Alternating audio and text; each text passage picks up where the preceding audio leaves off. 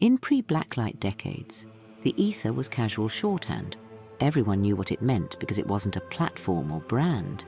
It was just the default where all profiles, feeds, simulacra, workplace tools, personal AI assistants, sensory VR hubs, and ad architecture lived.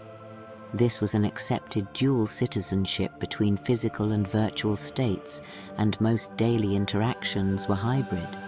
A person could get up at 9 a.m., brush their teeth, and with no particular fanfare begin their shift in a company block that had no actual physical office, just a grid coordinate inside the ether. That was normal.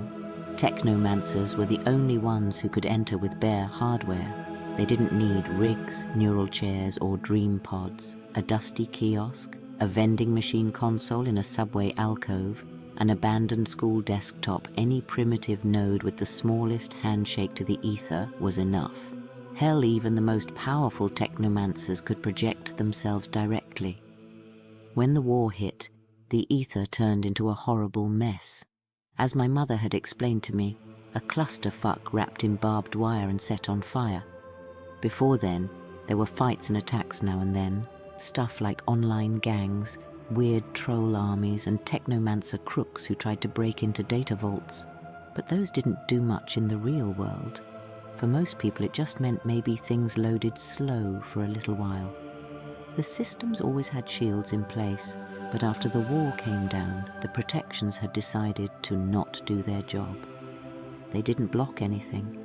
They stopped acting like guards and turned into open gates. People who were logged in during the collapse reported flashes of nightmares and random memory leaks that weren't their own. Some folks passed out with data burns. Others woke up not knowing which thoughts were theirs and which ones had come from outside. No one knows what exactly got through, but everyone agrees it wasn't anything safe. People stopped trusting the global net. Everyone switched to small local networks where they could at least control who had access and what signals came in.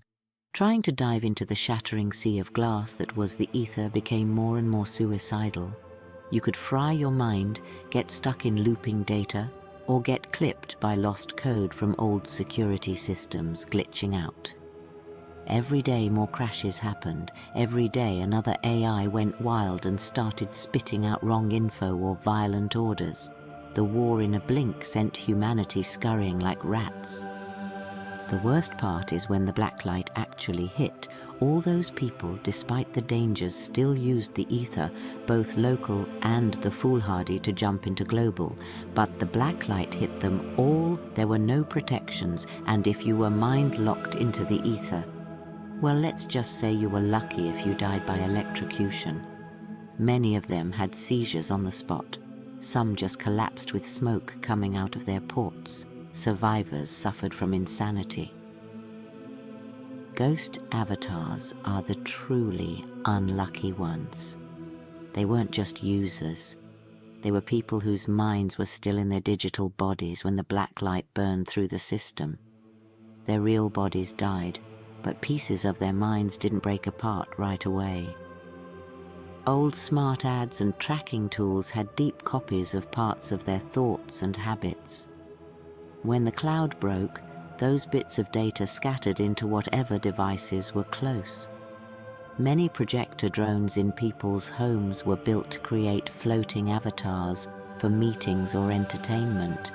Those drones became the most common place for these ghosts to hide. Now, these ghost avatars move like sad, broken characters. They look like faded holograms of who they used to be. Most can barely think. A few can talk in short bursts or repeat old memories like stuck recordings.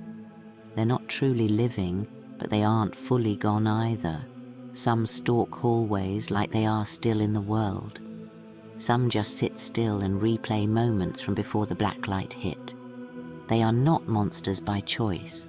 They are leftovers from a nightmare, and they exist because the ether died with them inside. These days, we under L.A.M use both hard local ether connections, and with aid of our savior, our technomancers can enter the ether without too much trouble.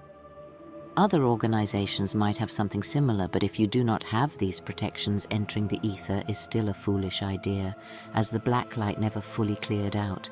It just burned things and left the rest to rot. And if you find a rogue AI in the ether, your fate is sealed. So even though the old danger is gone, and even though there's still treasure and secret data buried in the deep ruins of the ether, only fools enter without a guide, and only dumbasses ever try it alone. Thank you for listening to this slice of history. If you want to learn more about this world, like and subscribe, as the kids say. Stay safe. Ave.